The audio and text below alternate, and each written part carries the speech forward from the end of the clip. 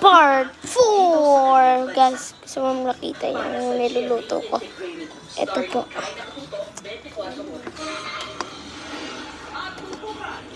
Diba guys? Patay sa nahuli ka na salpukan ng dalawang SUV sa Misamis Oriental. At driver ng bus na naka-hit and run sa 13 anyos na binatilyo sa EDSA, pinaghahanap. Yan at iba pang mga balita sa pagbabalik ng 24 oras.